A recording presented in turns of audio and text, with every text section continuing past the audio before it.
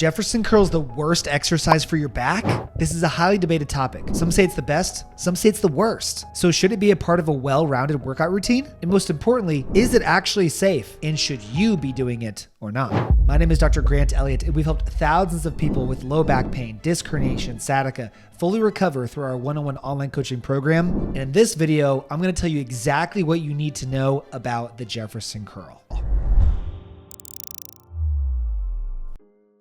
So first, what is the Jefferson Curl? Where did it come from? This was popularized by a strongman competitor in the 19th century by the name of Charles Jefferson, who implemented this movement to improve strength and flexibility in his spine for his strongman efforts. How it's performed is by simply grabbing a load or an implement of some kind and performing a slow and controlled forward fold, bending through the spine, segment by segment ideally, as low as you are able, and then reversing the motion, slowly reversing the curl on the way up. The objective here is to keep the legs straight and allow all of the movement to occur through the spine. Now, the goal is to improve strength and resilience through the spine in flexion specifically. However, this is not recommended for everyone. In fact, there are some specific low back conditions that should not be doing this movement, and I'm going to tell you which ones those are. So if some of the symptoms I'm going to discuss resonate with you, then you definitely need to be listening to this video. Now, before we get into what those conditions and what those symptoms are, let's talk about the goal for a healthy individual performing this movement. The Jefferson Curl is targeted at strengthening the posterior chain. These muscles primarily include the hamstrings, the glutes, and the erector spinae. Strengthening these muscles can improve posture, reduce lower back pain, improve athletic performance, and provide a better balance of a strength training program.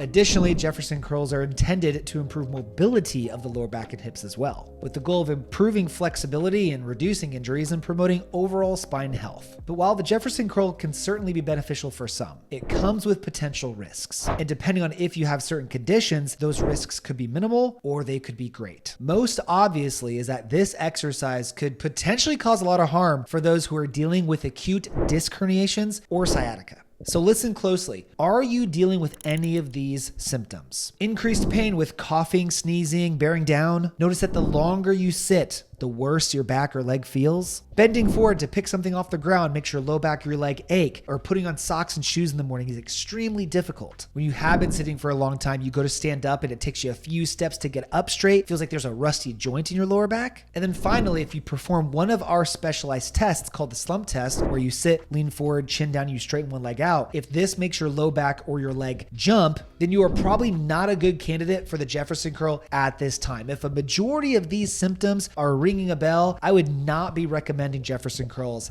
at this point, because you're likely dealing with a disc issue that is flexion intolerant, meaning flexion of the spine is currently exacerbating your symptoms, especially if when you do some of the tests or the symptoms we described, if you're also getting symptoms down one leg, like a pulling sensation, a burning, electric shock. We now know that a disc is pushing on a nerve, and by further forcing that with weight, you could absolutely make it worse. So let me explain how this works. A disc herniation occurs when the core of a disc, referred to as the nucleus pulposus, begins to bulge out and push into the outer rings, called the annulus fibrosus, or even rupture through the outer rings. So the inner core is a gel-like substance. The outer rings are tough fibrous tissue intended to protect and house this inner material. When this inner material is pushing out against sensitive tissue or is rupturing through the layers, going onto additional tissue or a nerve,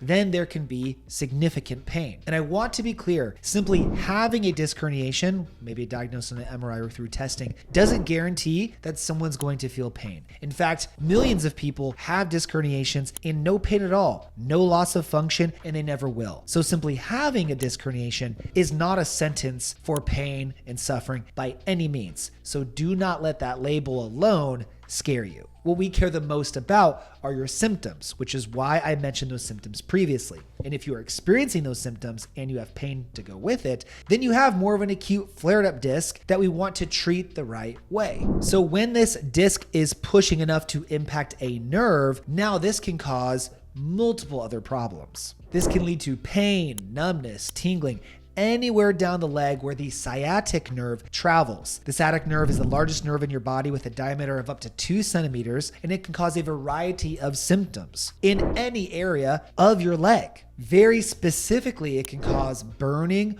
or electric shock-like symptoms, and some individuals might refer to as feeling like a tight rubber band in the back of their leg that's ready to snap at any moment. This is nerve tension, because when a disc is impacting a nerve, the nerve then becomes sensitive to protect it, to help your body avoid it, and it does not want to be stretched. So when you go to stretch the nerve, there is nerve tension, which is eliciting symptoms and trying to prevent you from stretching it. Now, once again, if you have a flexion intolerant disc, one that does not feel good with the symptoms we mentioned earlier, the reason for that is because as you bend forward, what's happening is it's increasing pressure on that disc herniation. It's exacerbating it. It's making it bigger. It's pushing it further, and therefore it's impacting the sensitive tissues or the nerve even more. That's why the further forward you bend, the more you might feel it. Or the further forward you bend, the more you might feel the leg. Or the further you stretch the leg, if you're stretching on that nerve, the more you stretch that hamstring, the more you feel it pull and ache. So while you're performing this Jefferson curl motion, you are doing both of those things. You're stretching the nerve on the back of your leg, which could make it worse, and you're not only putting your spine in a flexion position, but now you're adding weight to that flexion too, which can just push the disc even further. So this could have significant negative ramifications if you are feeling the types of things we're discussing, and if the wrong person does this movement. It's like picking a scab that you're trying to let heal. If you continue to do the thing that causes the symptoms, increases the pressure, makes your pain worse, then it's gonna have a really hard time healing. Or if you've started to recover and then you look up this exercise and you add it in too early to your routine, then you could cause a really big setback. Hey, real quick, I know you're struggling with pain and obviously want to fix it. So if you just text me the word pain to 317-751-9509, I will send you my free back pain fix demo. Just text that number and you can fix your pain. Thank me later. Back to the show. So what should you be doing instead? And how can you eventually get back to doing the Jefferson curl without any pain, fear, or worry? Let's start with this. If we know for sure that flexion, bending forward, increases symptoms, then let's do the opposite to reverse symptoms. Let's start with two really simple movements that could help you reduce your pain extremely quickly, and then I'll guide you how to get to the Jefferson curl.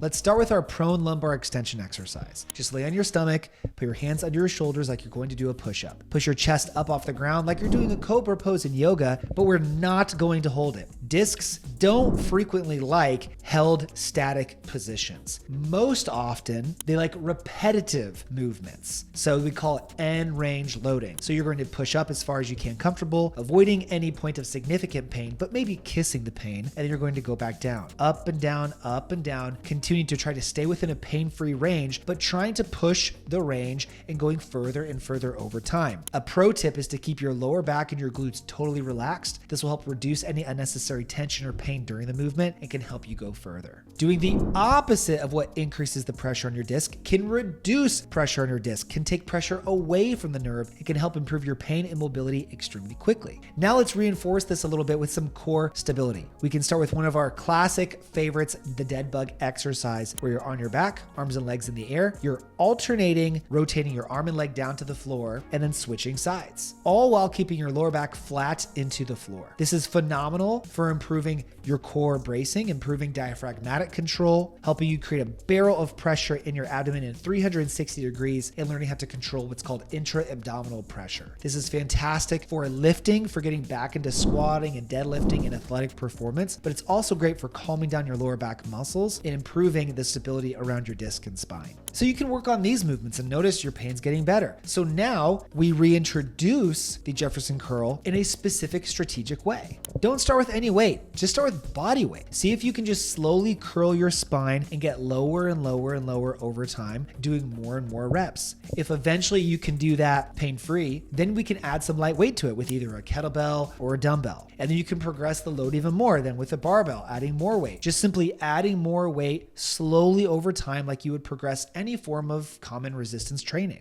Then if you can progress into this with some degree of load without any pain, there's some other awesome variations that you can throw in. Some that I've personally been working on in my training recently, such as the Zercher deadlift. You're squatting all the way down. Instead of pulling the bar off the ground in a deadlift fashion or like a Jefferson curl, you're hooking your arms under the bar. So I'm squatted as low as I can to the floor, and the bar is now resting on both of my elbows. I'm picking it off the ground as low as I possibly can and standing up with it. It is frankly impossible possible to do this without being in a degree of lumbar flexion or spine flexion in general. But it's a different form of moving the load with flexion. Next is Zercher Jefferson Curls. I'm in a standing position. I'm hooked under my arms just like the Zercher deadlift or Zercher squat, but now I'm keeping my legs straight, I'm bending at the hips, and I'm rounding my spine as much as I can, just like a Jefferson curl. Except what this is giving me is additional range. The next one is a wide stance rounded good morning. So your legs are as wide as you can, like you're trying to do the splits. The barbell is on your back, like you're going to perform a good morning, and just bend forward as far as you can, allowing your spine to round. This is very challenging on your hamstrings, on your groin, and on your spine. You're just loading your hips in a different position. You're loading your spine in a different position. These are different bulletproofing type movements that I'm currently doing in my training to make my spine as strong and resilient as possible. Now, you may be looking at these and cringing, and just watching this might be making your back feel worse. And if it is, then we should talk.